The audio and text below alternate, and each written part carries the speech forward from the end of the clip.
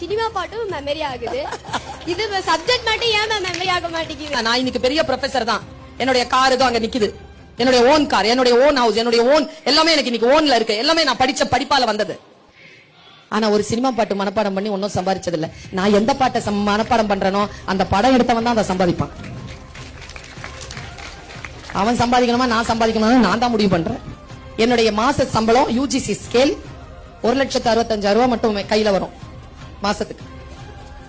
2 hour தான் class.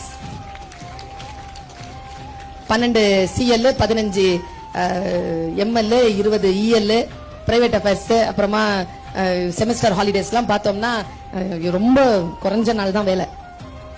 எது cinema பாட்டு மனப்பாடம் பண்ணி கிடைச்ச வேலை இல்ல, பாட மனப்பாடம் பண்ணி கிடைச்ச வேலை. இப்ப நான் அனுபவிக்கிறேன். நீ இப்ப சில விஷயங்களுக்கு நோ சொல்லு, புரியுதா? நான் என்